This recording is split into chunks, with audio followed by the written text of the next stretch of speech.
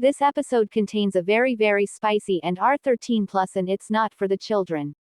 Thanks for being understandable. It was midnight when some of the werewolves are awake and it's their ruts. They tried to fall asleep but they can't, so they get up and walks to their respective mates' rooms. They're about to open the door but there hesitates because they remember their promise to their mates, so they walk away and went back to their own room to sleep and try to ease their lust for their mates, but their lust and needs for their omegas were very strong and undeniable hurtful for alphas right now. They really need their omegas to pampering them, but the omegas are sleeping right now, so they're whimpering and masturbating with their omegas' clothes for comfort or release, but it's not enough for them because they want their omegas right now, but their omegas are still sleeping and they're sure that the omegas won't let them, plus their omegas are humans and not affected to the heat of the real omegas. Little did they know, their omegas woke up and went to the kitchen for water, but the omegas walked past the werewolves' rooms and saw the werewolves suffering from their ruts and heats. The omegas look at each other and they nodded in agreement silently before they opened the door. The werewolves shocked and hurried cover themselves when they saw their mates. One of the werewolves asked, "Wah, what are you guys doing here? We thought you're sleeping and you're not supposed to be awake at this hour." Asahi is shuddering, he feel embarrassed. "We're just out for water, but when we walked past your rooms and we saw you guys, you're Atsumu feel uncomfortable to say it aloud. "Naked." "Why, yeah, naked. That's what Atsumu is trying to say. Why did you all naked?" Shuga changed the topic and he's trying to be innocent. "It's their rut. They need their omegas, which is as to pampering them, but they remember our agreement, so here they are. Suffer." Oikawa explained nonchalantly. He's not in the mood to deal with werewolves shits. Toru is right. Most of us have ruts right now and we don't want to disturb your sleep, so we have to do this. Then why didn't you wake us up? We can help you guys with your ruts.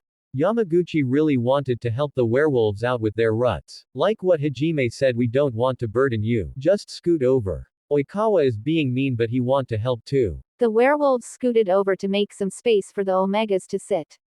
The omegas walk over and sit down beside their respective alphas' dens. The werewolves hug them very tight, while Iwaizumi didn't hug Oikawa tightly because he know Oikawa won't like it if he push himself to Oikawa, and Oikawa is still traumatized until now, so he gently wrap his arms around Oikawa and carefully pull closer to him. Oikawa sigh in irritating and frustrations before he turn around and he spoke to Iwaizumi very seriously. "You're in your rut, so don't hesitate to hug me or something you want to do with me. But I don't want you feel so uncomfortable around me, plus I didn't want you force yourself to do this."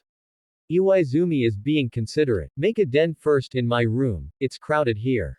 Oikawa is being bossy. "Oh, okay Toru, I'll find more blankets and comforters for us to cuddle in." Oikawa stand up and walk out of the room before he went to his shared room with Shuga. Iwaizumi immediately gathered all the blankets and comforters that he found and he immediately rubbed his scent on the blankets and comforters before he went to Oikawa's shared room. As he walked in the room, he saw Oikawa is sitting on the edge of the bed waiting for him.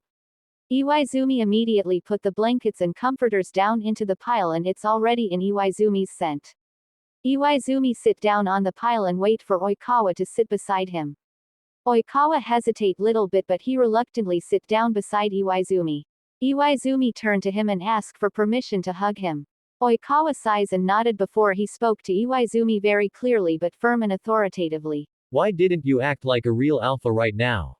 Why did you ask me for my permission?" "Well, it called decency and I know you still have a trauma, so I ask for your permission. Just do whatever you have to do, Hajime." "Are you sure about this, Toru?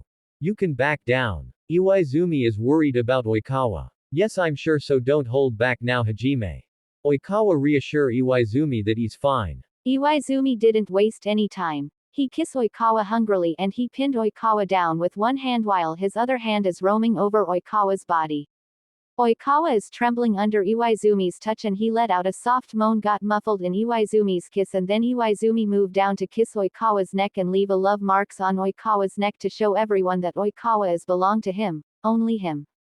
Oikawa is only his and he won't let anything or anyone steal Oikawa from his grasp, and he's not planning to share Oikawa with anyone else.